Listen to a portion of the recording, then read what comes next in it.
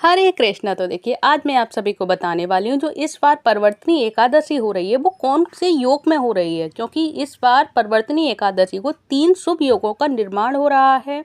और वो कौन से समय होगा कि जिस समय हम पूजा का मुहूर्त क्या है और उस समय ही हम वो पूजा करें जो शुभ योग बन रहे हैं। तो इन शुभ योगों में अगर हम पूजा करेंगे तो ये काफ़ी ज़्यादा शुभ माना जाएगा। तो मैं आप सभी से यही कहूँगी कि जो ये शुभ योग हो रहे हैं, इसी शुभ मुहूर्त में, इसी शुभ योग में आप भगवान विष्णु की पूजा और आराधना करें, जिससे कि भगवान आप सभी से प्रसन्न हो जाएं और आप सभी को भी पुण्य फल की प्राप्ति हो। तो उदया तिथि के अनुसार 14 सितंबर के दिन इस साल परिवर्तनी एकादशी का व्रत रखा जाएगा। कुछ शुभ योग के संयोग में एकादशी पढ़ने से व्रत का महत्व काफ़ी और ज़्यादा बढ़ जाता है। तो आइए जानते हैं उन्हीं शुभ योगों के बारे में कि कौन सा शुभ योग कौन से शुभ मुहूर्त पे होने वाला है और उसी शुभ योग में हम भगवान विष्णु की पूजा आराधना करें कि हमें पुण्य फल की प्राप्ति हो। तो जानते हैं इस वीडियो में। तो हर महीने की शुक्ल व कृष्ण पक्ष की एकादशी तिथि पर भगवान विष्णु की भक्त व्रत रखते हैं और एकादशी तिथि भगवान विष्णु के लिए महत्वपूर्ण मानी जाती है। धार्मिक मान्यताओं के अनुसार इस दिन व्रत रखने व विष्णु भगवान की उपासना करने से जातकों के कष्टों का निवारण होता है। और भाद्रपद महीने की शुक्ल पक्ष एकादशी तिथि पर व्रत रखकर विष्णु भगवान का ध्यान किया जाएगा। यह एकादशी परिवर्तनी एकादशी व्रत के नाम से जानी जाएगी।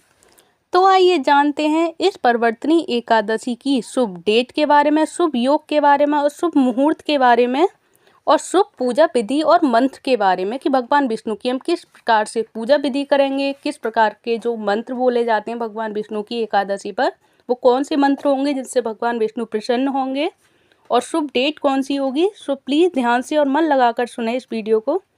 तो पंचांग के अनुसार भाद्रपद महीने की शुक्ल पक्ष एकादशी तिथि सितंबर 13, 2024 को रात 10:30 पर शुरू होगी। तिथि की समाप्ति होगी 14 सितंबर 2024 को 8:41 पर। तो उदया तिथि के अनुसार एकादशी व्रत रखा जाएगा 14 सितंबर को। तो चलिए अब जानते हैं कि परिवर्तनी एकादशी पर जो शुभ संयोग हो रहे हैं वो कौन कौन से हैं। तो पंचांग के अनुसार परिवर्तनी एकादशी के दिन कई शुभ योगों का निर्माण हो रहा है और इस दिन शोभन योग शाम 6:18 तक रहेगा। इसके साथ ही सर्वार्थ योग बन रहा है जो रात 8:32 से शुरू होगा और सुबह 6:06 तक रहेगा। सितंबर 15 यानी 15 सितंबर तक ये रवि योग सुबह 6:06 तक और 8:32 तक रहेगा। और यह है उत्तराषाढ़ नक्षत्र जो कि रात को 8:32 तक रहेगा, जिसके उपरांत श्रवण नक्षत्र लगेगा। ये योग व नक्षत्र शुभ माने जाते हैं जिनमें किए गए कार्य सफल सिद्ध होते हैं। तो इन्हीं समय और इन्हीं योगों में हम पूजा आराधना करेंगे भगवान विष्णु की, जो कि शुभ माने जाते हैं और हमारे कार्यों में सफल सिद्ध होते हैं। और परिवर्तनी एकादशी के दिन हम भगवान विष्णु की किस प्रकार से पूजा विधि करें, तो अब ये भी मैं आप सभी को बताती हूँ कि किस प्रकार से हम पूजा करें भगवान विष्णु की। तो स्नान आदि कर मंदिर की साफ सफाई करें और भगवान श्री हरि विष्णु का जलाभिषेक करें। इसके पश्चात प्रभु का पंचामृत सहित गंगा जल से अभिषेक करें। अब प्रभु को पीला चंदन और पीले पुष्प अर्पित करें। मंदिर में घी का दीपक प्रज्वलित करें और संभव हो तो व्रत रखें और व्रत रखने का संकल्प लें। परिवर्तनी एकादशी की व्रत कथा का पाठ करें, क्योंकि अगर हम व्रत कथा नहीं सुनेंगे तो एकादशी व्रत पूर्ण नहीं माना जाता। और ओम नमो भगवते वासुदेवाय मंत्र का जाप करें, जो भगवान विष्णु को बहुत पसंद है। इस मंत्र को हर एकादशी पर उच्चारण किया करें, ओम नमो भगवते वासुदेवाय, और पूरी श्रद्धा के साथ भगवान श्री हरि विष्णु और लक्ष्मी जी की आरती करें। प्रभु को तुलसी दल सहित उनका भोग लगाएं और अंत में उनसे क्षमा प्रार्थना करें कि हमसे जो भी पूजा में और जो कथा में या किसी भी चीज़ में हमसे पूजा विधि में कोई गलती हुई हो तो उसके लिए हमें क्षमा करें। और इन ओम नमो भगवते वासुदेवाय, ओम विष्णवे नमः, इन मंत्रों का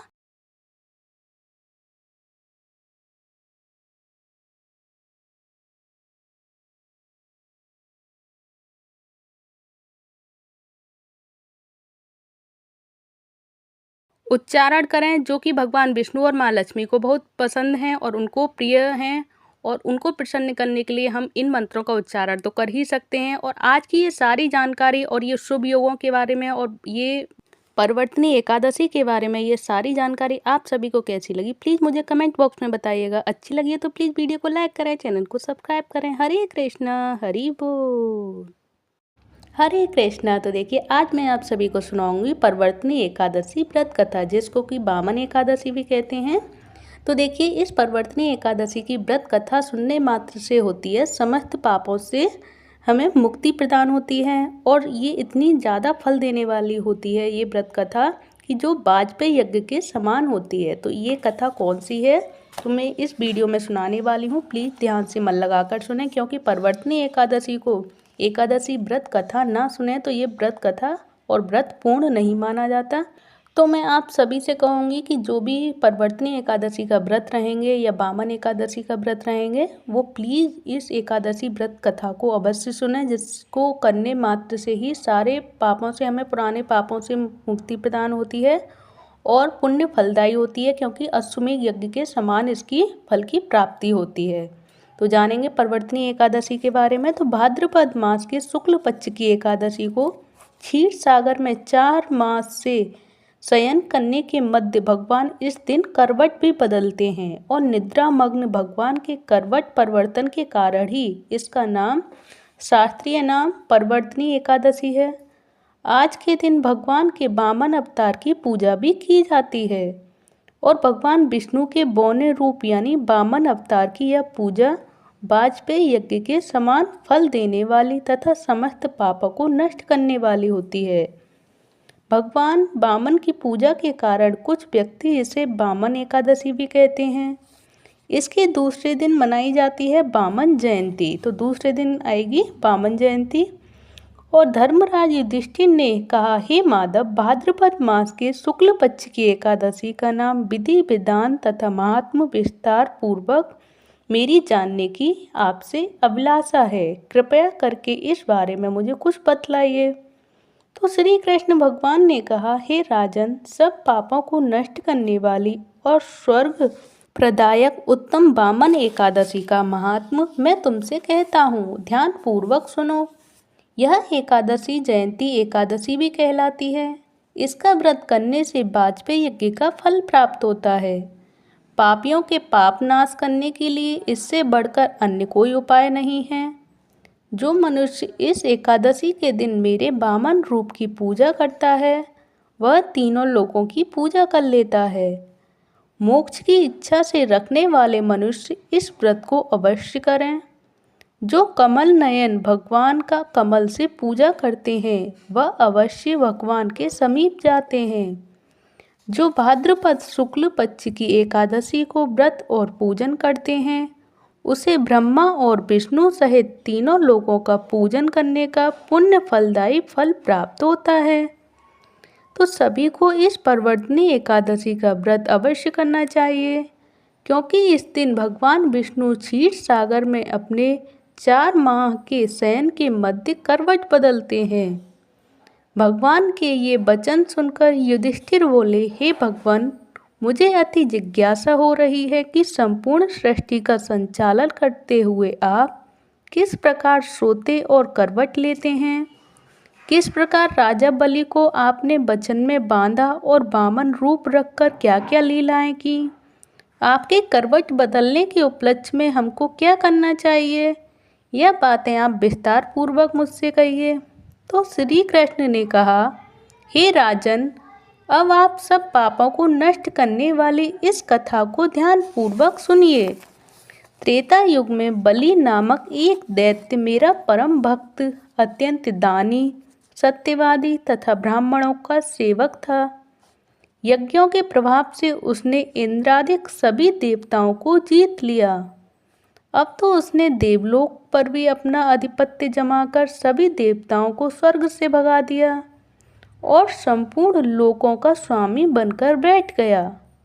आकाश, पाताल और पृथ्वी तीनों ही लोक उसके अधीन हो गए। तब देवर्षि सहित इंद्रादिक सभी देवता भगवान के पास जाकर उनका पूजन और स्तुति करने लगे। उन्होंने राजा बलि के अत्याचारों से मुक्ति दिलाने के लिए भगवान से प्रार्थना की। भगवान ने वामन रूप धारण कर अवतार लिया और राजा बलि से 3 पग भूमि मांगी और फिर उसने तेजस्वी रूप से राजा बलि को पाताल लोक में भेज दिया।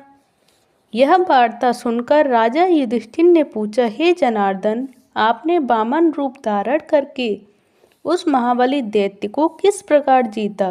तो श्री कृष्ण भगवान बोले, मैंने वामन रूप धरकर बलि से 3 पग भूमि की याचना करते हुए कहा था कि मुझको 3 पग भूमि दे दो, इससे मुझे 3 लोक के दान का पुण्य प्राप्त होगा।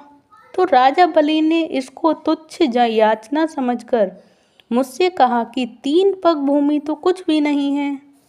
मैंने उससे 3 पग भूमि देने का संकल्प लेकर अपने त्रिविक्रम रूप को बढ़ाकर भूलोक में पद, भूलोक में पेट, जनलोक में हृदय, यमलोक में कंठ की स्थापना कर सत्यलोक में मुख, उसके ऊपर मस्तक स्थापित किया।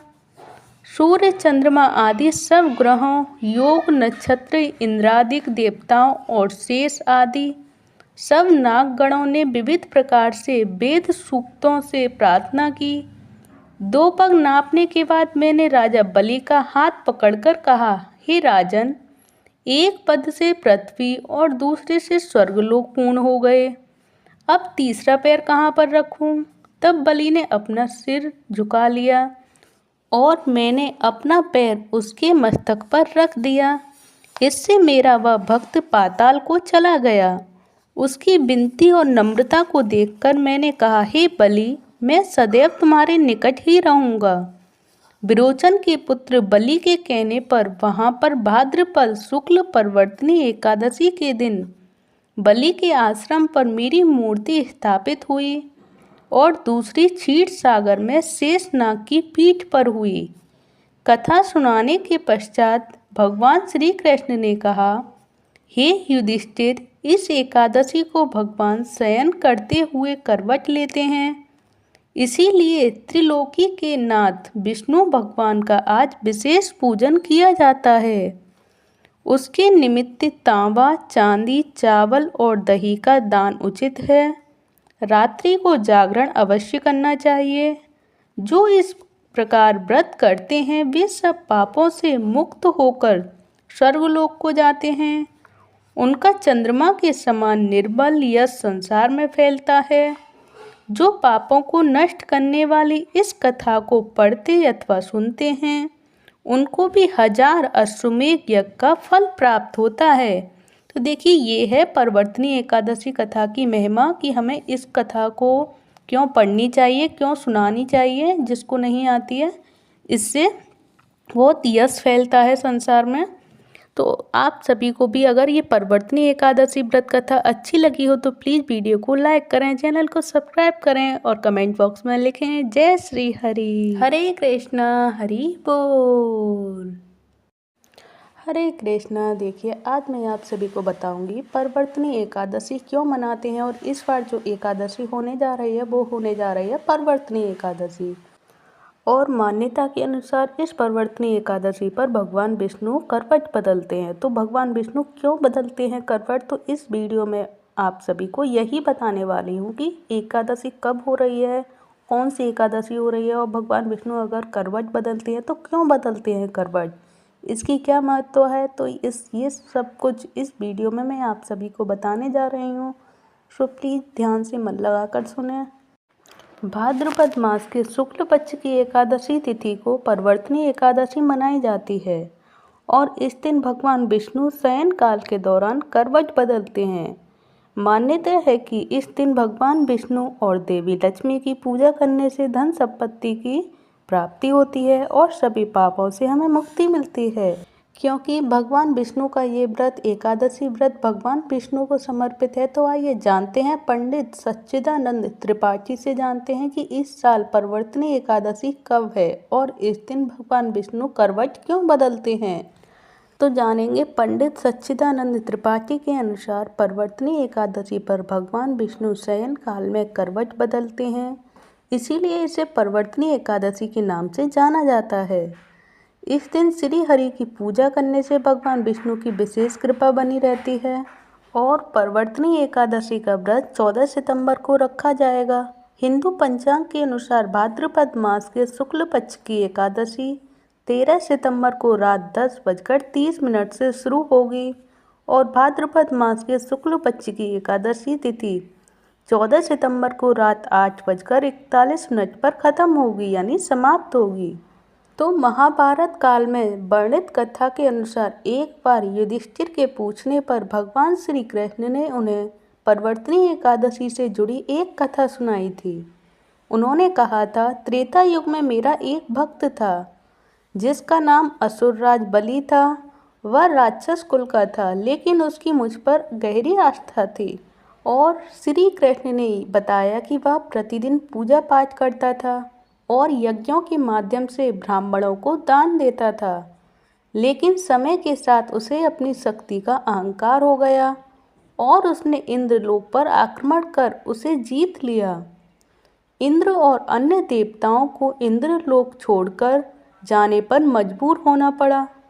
इससे देवता बहुत चिंतित हो गए और बैकुंठ धाम पहुंचकर मेरी स्तुति की, जिससे मेरी नींद में खलल पड़ा और मैंने करवट बदली। मैंने देवताओं से कहा कि चिंता मत करो, मैं जल्द ही इसका समाधान करूंगा। इसके बाद मैंने वामन का रूप धारण किया और बलि के पास पहुंचा। मैंने उसे 3 पग जमीन मांगी और वह तुरंत तैयार हो गया। फिर मैंने एक पग में धरती और दूसरे पग में स्वर्ग माप लिया। मैंने बलि से तीसरे पग के लिए जगह मांगी तो उसने अपना सिर आगे कर दिया। मैंने अपना कदम उसके सिर पर रख दिया और वह पाताल लोक चला गया। श्री कृष्ण ने बताया कि इसके अलावा बलि की भक्ति से प्रसन्न होकर मैंने उसे पाताल लोक का राजा बना दिया। इस तरह मैंने देवताओं को उनका इंद्रलोक वापस दिलवाया। यह कथा हमें बलि की उदारता और भगवान विष्णु की कृपा याद दिलाती है और इसीलिए परवर्तनी एकादशी मनाई जाती है। इसी दिन से परवर्तनी एकादशी मनाने की प्रथा स्टार्ट हुई। तो देखिए, ये वीडियो में मैंने आप सभी को बताया है कि परवर्तनी एकादशी क्यों मनाते हैं और भगवान विष्णु इस दिन करवट क्यों बदलते हैं। और आप सभी को अगर ये सारी जानकारी अच्छी लगी हो तो प्लीज़ वीडियो को लाइक करें, चैनल को सब्सक्राइब करें। धन्यवाद। हरे कृष्णा, हरि बोल। हरे कृष्णा। तो देखिए, आज मैं आप सभी को बताने वाली हूँ परवर्तनी एकादशी के बारे में कि परवर्तनी एकादशी पर हम क्या क्या दान करें कि भगवान विष्णु हमसे प्रसन्न हो जाएं और हम पे असीम कृपा बरसाएं। तो जानेंगे इस वीडियो में। तो परवर्तनी एकादशी का व्रत हिंदुओं में बेहद शुभ माना जाता है। इस उपवास को रखने से सौभाग्य में वृद्धि होती है और हिंदू धर्म ग्रंथों के अनुसार इस उपवास का पालन करने से सभी पाप धुल जाते हैं। साथ ही श्री हरि विष्णु का आशीर्वाद प्राप्त होता है। तो जो लोग जीवन की सभी मुश्किलों से छुटकारा पाना चाहते हैं उन्हें इस व्रत का पालन अवश्य करना चाहिए। परवर्तनी एकादशी का विशेष महत्व है। यह पर्व भगवान विष्णु के साथ धन की देवी माता लक्ष्मी की पूजा के लिए भी समर्पित है। ऐसी मान्यता है कि इस दिन श्री हरि की पूजा भाव के साथ करने से अच्छे फलों की प्राप्ति होती है। साथ ही घर में बरकत का वास होता है। तो वैदिक पंचांग के अनुसार इस बार यह व्रत 14 सितंबर को रखा जाएगा। तो चलिए, इस दिन की किस चीज़ों का दान करें, किन चीज़ों का दान करना चाहिए उसके बारे में जान लेते हैं, जिससे भगवान विष्णु की हम पर असीम कृपा बरसेगी। तो परवर्तनी एकादशी पर अन्न दान, कामधेनु गाय की दान और प्रतिमा उसकी, पीले रंग का फूल और फल पीले रंग का ही, तुलसी के पौधे, मोर पंख आदि का दान शुभ माना जाता है। ऐसा कहा जाता है कि इस दिन शुभ अवसर पर इन चीज़ों का दान करने से सुख और शांति की प्राप्ति होती है। साथ ही घर के अन्न धन में बरकत बनी रहती है। वैसे भी हिंदू धर्म में दान पुण्य का विशेष महत्व है। इसी वजह से एकादशी पर दान करना बहुत अच्छा माना जाता है और पुण्य फलों की प्राप्ति होती है। तो अब जान लेते हैं परवर्तनी एकादशी कौन से मुहूर्त में, कौन सी डेट को और कौन से समय पे करेंगे, जिससे कि उसी समय पे हमें दान करना है। जिससे शुभ मुहूर्त में हम कौन से शुभ मुहूर्त में हम परवर्तनी एकादशी पर दान करेंगे, तो ये भी जान लेते हैं। तो पंचांग के आधार पर भाद्रपद माह के शुक्ल पक्ष की एकादशी तिथि 13 सितंबर 2024 को रात 10:30 पर शुरू होगी। वहीं इसका समापन अगले दिन यानी रविवार 14 सितंबर 2024 को रात 8:41 पर होगा। तो उदया तिथि को देखते हुए 14 सितंबर को परिवर्तनीय एकादशी का व्रत रखा जाएगा और उसी शुभ मुहूर्त में हमें दान देना है परिवर्तनीय एकादशी पर, और परिवर्तनीय एकादशी हमें करनी है। तो देखिए, मैंने आप सभी को इस वीडियो में सारी जानकारी दे दी है। परिवर्तनीय एकादशी को हम क्या दान करें, किस समय पर दान करें, और एकादशी कब हो रही है, किस मुहूर्त में हो रही है, और पारण कब करेंगे, और कब हम परिवर्तनीय एकादशी मनाएंगे, किस मुहूर्त में हमें शुभ एकादशी और ये परिवर्तनीय एकादशी पर जो दान मुहूर्त है वो सारी जानकारी इस वीडियो में है।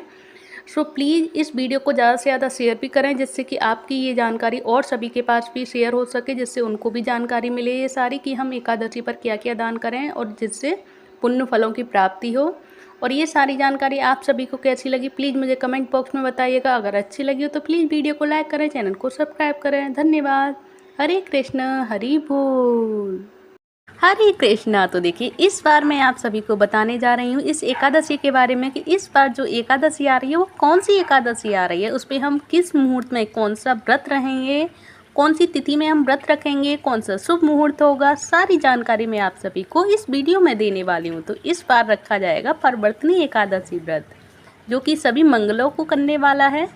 तो इस बार हिंदू धर्म में एकादशी व्रत का जो महत्व है वो काफ़ी बड़ा विशेष महत्व है, जो भाद्रपद माह के शुक्ल पक्ष की एकादशी तिथि को परिवर्तनीय एकादशी का व्रत रखा जाता है। तो आइए जानते हैं इस परिवर्तनीय एकादशी का व्रत कब रखा जाएगा और उसका पूजा का शुभ मुहूर्त क्या रहेगा। तो इस दिन भाद्रपद माह के शुक्ल पक्ष की एकादशी तिथि को परिवर्तनीय एकादशी का व्रत रखा जाता है। इस एकादशी का व्रत भगवान विष्णु को समर्पित है। इस दिन श्री हरि की पूजा करने विष्णु जी की विशेष कृपा प्राप्त होती है। तो परिवर्तनीय एकादशी के दिन भगवान नारायण के साथ माँ लक्ष्मी जी की आराधना करने से शुभ फलों की प्राप्ति होती है। घर का भंडार सदैव धन धान्य से भरा रहता है। और मान्यता यह भी है कि परिवर्तनीय एकादशी के दिन भगवान विष्णु की विधि पूर्वक पूजा करने से सभी तरह के पापों से मुक्ति भी मिलती है। तो आइए जानते हैं इसी प्रकार की ऐसी इतनी मोक्ष प्रदायिनी परिवर्तनीय एकादशी व्रत हम किस तिथि को और किस मुहूर्त में रखेंगे। तो हिंदू पंचांग के अनुसार भाद्रपद माह के शुक्ल पक्ष की एकादशी तिथि का आरंभ होगा 13 सितंबर को रात 10:30 से, और भाद्रपद माह के शुक्ल पक्ष की एकादशी तिथि का समापन होगा 14 सितंबर को रात 8:41 को। तो इसके उदया तिथि के अनुसार इस व्रत को करेंगे 14 सितंबर को रखा जाएगा। ये परिवर्तनीय एकादशी का व्रत 14 सितंबर को रखेंगे सभी भक्तजन। अब देखिए, जब हमको पता चल चुका है परिवर्तनीय एकादशी हम 14 सितंबर को रखेंगे, तो अब जानेंगे पारण समय यानी पारण मुहूर्त कौन से दिन और कौन से समय होगा। तो एकादशी व्रत का पारण अगले दिन सूर्योदय के बाद किया जाता है। एकादशी व्रत का पारण द्वादशी तिथि समाप्त होने से पहले करना बहुत जरूरी होता है। कहते हैं कि द्वादशी तिथि के अंदर एकादशी का पारण न करना पाप के समान माना जाता है। तो परिवर्तनीय एकादशी व्रत का पारण 15 सितंबर को किया जाएगा और पारण का शुभ मुहूर्त रहेगा 6:06 से सुबह 8:34 तक रहेगा। इसी दौरान हमें एकादशी का व्रत खोलना चाहिए। तो ये है पारण समय कि हम एकादशी व्रत का पारण किस समय करें। और अब मैं बताऊंगी परिवर्तनीय एकादशी का महत्व क्या होता है और ये परिवर्तनीय एकादशी हम क्यों मनाते हैं, क्यों करते हैं, तो जानेंगे इसमें। तो परिवर्तनीय एकादशी को पद्मा एकादशी और जय झूलनी एकादशी के नाम से भी जाना जाता है। धार्मिक मान्यताओं के अनुसार भाद्रपद माह के शुक्ल पक्ष की एकादशी के भगवान विष्णु करवट लेते हैं, इसीलिए इसे परिवर्तनीय एकादशी कहा जाता है। तो देखिए, एकादशी क्यों मनाई जाती है ये परिवर्तनीय एकादशी, क्योंकि इस दिन भगवान करवट लेते हैं, क्योंकि काफ़ी टाइम पहले से सोए हुए होते हैं और इस दिन क्या होता है भगवान करवट लेते हैं, इसलिए परिवर्तनीय एकादशी का नाम दिया गया है इसे। बता दें कि आषाढ़ माह के शुक्ल पक्ष की एकादशी तिथि यानी देवशयनी एकादशी को भगवान विष्णु 4 माह के लिए योग निद्रा में चले जाते हैं, जिसके बाद प्रभु नारायण कार्तिक माह की शुक्ल पक्ष की एकादशी देवउठनी तिथि को जागते हैं। और इसके बीच में आज के दिन और यानी कि परिवर्तनीय एकादशी वाले दिन भगवान करवट लेते हैं, एक करवट से ही सोए हुए होते हैं और आज के दिन भगवान करवट लेते हैं, इसीलिए परिवर्तनीय एकादशी के नाम से ये जाना जाता है। तो ये रही परवर्तनी एकादशी का महत्व और हम क्यों मनाते हैं परवर्तनी एकादशी। इस वीडियो में मैंने आप सभी को सारी जानकारी दे दी है कि परवर्तनी एकादशी व्रत क्यों किया जाता है और परवर्तनी एकादशी व्रत इस बार कितने बजे से कितने बजे तक रहेगा, इसका पारण समय क्या रहेगा। ये सारी जानकारी अगर आप सभी को भी अच्छी लगी है तो एक दूसरे के लिए शेयर करें। आप सभी को अगर ये जानकारी अच्छी लगी तो प्लीज़ वीडियो को लाइक करें, चैनल को सब्सक्राइब करें। हरे कृष्णा, हरि बोल, हरे कृष्णा। तो देखिए आज मैं आप सभी को बताने वाली हूँ जो एकादशी व्रत के, जो परवर्तनी एकादशी व्रत के जो फायदे हैं वो क्या क्या फ़ायदे हैं। अगर आप इन सभी को जान लोगे तो जो नहीं रहने वाले हैं परवर्तनी एकादशी व्रत, यानी जो बिल्कुल भी एकादशी व्रत नहीं रहते, और जो मैं आप सभी को कहूँगी ये जो चमत्कारिक परवर्तनी एकादशी व्रत जो हो रहा है इसकी महिमा अगर आप जान लेंगे तो आप इस परवर्तनी एकादशी व्रत को रहे बिना नहीं रह पाएंगे। तो हर माह की कृष्ण और शुक्ल पक्ष की एकादशी तिथि पर एकादशी व्रत रहा जाता है और पंचांग के अनुसार भाद्रपद माह के शुक्ल पक्ष की एकादशी को परवर्तनी एकादशी के नाम से जाना जाता है। और यह परवर्तनी एकादशी व्रत रखा जाएगा 14 सितंबर को। और इसका पुण्य फल और इस व्रत को करने से साधक को किस तरह के शुभ लाभ प्राप्त होते हैं, ये सारी जानकारी मैं आप सभी को इस वीडियो में बताने वाली हूँ। क्योंकि आप अगर इस लाभों को जान जाएंगे तो आप इस जो परवर्तनी एकादशी का व्रत नहीं रहना चाहते वो भी परवर्तनी एकादशी व्रत को रहने की सोचेंगे। तो ज़रूर मेरा ये दावा है, तो ये वीडियो जरूर से ज़रूर पूरी सुने जिससे कि आप सभी का भी मन परवर्तनी एकादशी और भगवान विष्णु को भी समर्पित हो जाए। तो चलिए, सनातन धर्म में जगत के पालनहार भगवान विष्णु और माँ लक्ष्मी को एकादशी तिथि समर्पित है और भाद्रपद माह की परवर्तनी एकादशी के दिन श्री हरि और माँ लक्ष्मी की पूजा अर्चना करने का विधान है। साथ ही श्रद्धा अनुसार गरीब लोगों में विशेष चीज़ों को दान करना चाहिए और इस एकादशी को बेहद महत्वपूर्ण माना जाता है। तो चलिए इस जानकारी को पूरी पढ़ते हैं और सुनते हैं कि परवर्तनी एकादशी के दिन जो पूजा और व्रत करने से साधक को कौन कौन से लाभ प्राप्त होंगे। तो परवर्तनी एकादशी का सबसे पहले मैं आप सभी को बताऊंगी शुभ मुहूर्त क्या होगा। तो पंचांग के अनुसार भाद्रपद माह के शुक्ल पक्ष की एकादशी तिथि रहेगी शनिवार 13 सितंबर को रात 10:30 पर शुरू होगी। वहीं इसकी तिथि समापन होगी रविवार 14 सितंबर को रात 8:41 पर। ऐसे में 14 सितंबर को ही परवर्तनी एकादशी का व्रत रखा जाएगा और परवर्तनी एकादशी का जो पारण समय होगा वो होगा अगले दिन यानी द्वादशी में किया जाता है। परवर्तनी एकादशी व्रत का पारण समय और शुभ मुहूर्त 15 सितंबर को सुबह 6:06 से लेकर 8:34 तक रहेगा। तो चलिए जानते हैं आप सबसे पहले चमत्कारिक फायदे के बारे में कि परवर्तनी एकादशी के चमत्कारिक कौन कौन से फायदे हैं। तो पौराणिक कथा के अनुसार भगवान विष्णु का शयन काल 4 माह तक जारी रहता है। ऐसे में भाद्रपद माह के शुक्ल पक्ष की एकादशी तिथि पर प्रभु निद्रा अवस्था के दौरान करवट लेते हैं, इसीलिए इस एकादशी को परवर्तनी एकादशी के नाम से जाना जाता है। और धार्मिक मान्यता के अनुसार परवर्तनी एकादशी व्रत करने से साधक को स्वर्ण दान के समान पुण्य की प्राप्ति होती है और इसके अलावा जीवन में किए गए सभी पापों से मुक्ति मिलती है और उसे वैकुंठ लोक की प्राप्ति होती है। तो देखिए कितने बड़े चमत्कारिक लाभ हैं परवर्तनी एकादशी को व्रत रखने के। सो प्लीज़ सभी एकादशी का व्रत रहें और इस एकादशी वाले दिन यानी परवर्तनी एकादशी वाले दिन इन चीज़ों का बिल्कुल भी सेवन नहीं करना है, इनको बिल्कुल छूना भी नहीं है। तो क्या क्या चीज़ें और क्या काम ऐसे हैं जो हमें बिल्कुल नहीं करने हैं इस दिन यानी परवर्तनी एकादशी वाले दिन। तो एकादशी के दिन चावल का सेवन भूल कर भी नहीं करना चाहिए। इसके अलावा मांस, शराब, लहसुन और प्याज आदि से सेवन से दूरी बनाए रखनी चाहिए, न किसी को देनी भी नहीं चाहिए। हम अपने खाने की ही नहीं कहेंगे बल्कि किसी को दूसरों को भी नहीं देनी चाहिए, यानी कि टच भी नहीं करना चाहिए इन चीज़ों से। और एकादशी व्रत के भोजन में साधारण नमक और लाल मिर्च का इस्तेमाल भी नहीं करना चाहिए। तो ये रही सारी जानकारी परवर्तनी एकादशी के बारे में कि इन चीज़ों का हमें सेवन नहीं करना चाहिए, यूज नहीं करना चाहिए इन चीज़ों का, जिससे हमसे भगवान विष्णु रुष्ट हो जाएं।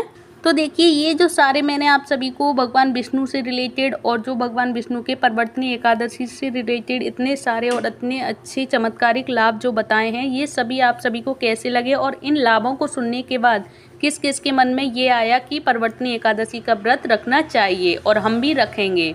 प्लीज़ जो भी व्रत रखना चाहें इसको सुनने के बाद प्लीज़ एक कमेंट बॉक्स में ज़रूर कमेंट करके बताएं, मुझे जय श्री हरि ज़रूर लिखें और प्लीज़ वीडियो को लाइक ज़रूर कर दें, क्योंकि अगर मैं आप सभी को अगर एक बार भी अगर एक बंदे को भी ये कर पाई कि हाँ मेरी बातें सुनकर आप सभी का मन किया परिवर्तनीय एकादशी व्रत रखने का, तो मेरी वीडियो बनाना सफल है। अदरवाइज मेरी वीडियो बनाने का कोई मतलब ही नहीं बनता कि अगर आप सभी को ये सारी जानकारी जानने के बाद भी आपको ये समझ नहीं आया कि हाँ एकादशी व्रत रखना कितना यूजफुल, कितना ज़रूरी होता है और रहने से क्या फ़ायदे होते हैं। ये सारी अगर जानकारी अगर अच्छी लगी होगी आप सभी को, तो प्लीज़ आप सभी ज़रूर रहेंगे एकादशी व्रत और मेरा वीडियो बनाना भी सफल है। अगर आप सभी को ये सारी जानकारी अच्छी लगी हो तो प्लीज़ वीडियो को लाइक करें, चैनल को सब्सक्राइब करें। हरे कृष्णा, हरि बोल, हरे कृष्णा। तो देखिए आज मैं आप सभी को सुनाने जा रही हूँ भाद्रपद मास के शुक्ल पक्ष की एकादशी व्रत कथा, जिसको सुनने मात्र से सभी पापों से हमें मुक्ति प्रदान होती है और भगवान विष्णु की असीम कृपा हम पर बनी रहती है। क्योंकि अगर हम एकादशी व्रत रहते हैं तो उस एकादशी व्रत की हमें कथा भी अवश्य सुननी चाहिए, जिससे कि हमारे एकादशी का व्रत पूर्ण होता है। क्योंकि जब जब जो एकादशियाँ आती हैं उनकी कथा भी हमें अवश्य सुननी चाहिए व्रत रहने के साथ साथ, क्योंकि एकादशी व्रत काफ़ी बड़ा और कठिन व्रत माना जाता है और व्रतों का राजा है एकादशी व्रत। और हम अगर उसी व्रत की अगर कथा नहीं सुनेंगे और इतना कठिन व्रत अगर हम रहे हैं तो ये व्रत हमारा पूर्ण नहीं माना जाता। तो मैं आप सभी से कहूँगी कि अगर हम एकादशी व्रत रहे हैं तो एकादशी की व्रत की कथा अवश्य सुने, तो सुनेंगे और जानेंगे इसके बारे में। और मैं आप सभी को बताऊंगी कि इस एकादशी व्रत में हमें क्या खाना पीना है। तो आषाढ़ माह में शेष शैया पर निद्रामग्न भगवान विष्णु भादो माह की पद्मा शुक्ल पक्ष की एकादशी को करवट बदलते हैं। इस एकादशी को पद्मा एकादशी या परिवर्तनीय एकादशी भी कहते हैं। इस दिन लक्ष्मी पूजन करना श्रेष्ठ माना जाता है। तो अब मैं आप सभी को सुनाऊंगी कि भाद्रपद शुक्ल पक्ष की एकादशी कथा कौन सी है और कथा कौन सी है। अभी मैंने आप सभी को ये बता ही दिया है कि इसमें कौन किसका पूजन होता है, तो भगवान विष्णु का और लक्ष्मी जी का पूजन श्रेष्ठ माना जाता है। तो अब मैं इस कथा को आप सभी को सुनाने जा रही हूँ, प्लीज़ ध्यान से मन लगाकर सुने। तो त्रेता युग में बलि नाम का एक दैत्य रहता था। वह अत्यंत दानी था। वह वेद सूक्तों से भगवान विष्णु का पूजन किया करता था तथा नित्य ही ब्राह्मणों का पूजन एवं यज्ञ भी करता था। अपनी भक्ति और यज्ञों के प्रभाव से उसने इंद्रलोक तथा सभी देवताओं के लोकों को जीत लिया। एक दिन सभी देवता एकत्र होकर सोच विचार कर भगवान विष्णु के पास जाकर और नतमस्तक होकर वेद मंत्रों द्वारा भगवान का पूजन और स्तुति करने लगे। तब भगवान ने वामन रूप धारण करके 5वां अवतार लिया और फिर अत्यंत तेजस्वी रूप से राजा बलि को जीत लिया और राजा बलि को उसके सभी पापों से उन्हें मुक्त किया। तो ये रही परिवर्तनी एकादशी व्रत कथा। क्योंकि अगर हम एकादशी व्रत रहेंगे और अगर एकादशी व्रत कथा नहीं सुनेंगे और श्रवण नहीं करेंगे या नहीं पढ़ेंगे तो ये व्रत पूर्ण नहीं माना जाता। तो ये छोटे से रूप में मैंने आप सभी को ये एकादशी व्रत कथा सुनाई है। सो प्लीज़ थोड़ा सा टाइम निकाल के 5 मिनट का टाइम निकाल के इस वीडियो को ज़रूर सुनें और देखें, जिससे आप सभी को पता चले कि इसमें मैंने छोटे से रूप में सारी पूजा विधि और व्रत कथा सब कुछ आप सभी के लिए शेयर किया है। और मैं अब आप सभी को ये भी बताती हूँ कि इस व्रत में हमें क्या फलाहार लेना है। तो इस व्रत में हम लेंगे, इस दिन ककड़ी का सागार लेना चाहिए, खीरा, केला, सेब आदि फल तथा दूध दही ले सकते हैं। यानी इन चीज़ों का हमें सेवन करना चाहिए और ऐसे ही सेवन नहीं करेंगे। भगवान विष्णु को उन्हें अर्पण करके उनका भोग लगा के उसी प्रसाद रूप में उसे अर्पण करेंगे उनको, और फिर वही प्रसादी आप पाएंगे।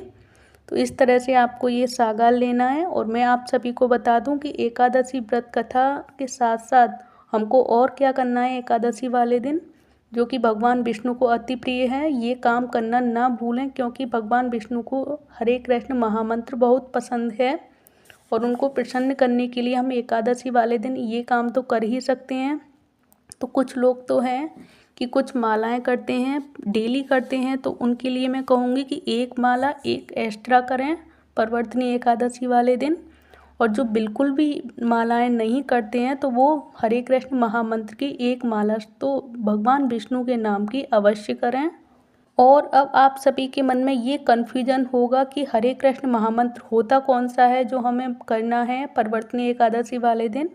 तो परिवर्तनी एकादशी वाले दिन हमें ये हरे कृष्ण महामंत्र करना है। मेरे साथ आप रिपीट कर सकते हैं, हरे कृष्ण कृष्ण कृष्ण हरे हरे, हरे राम राम राम हरे हरे। तो ये है हरे कृष्ण महामंत्र जो आप सभी को 108 बार करना होता है, तब एक माला पूरी होती है।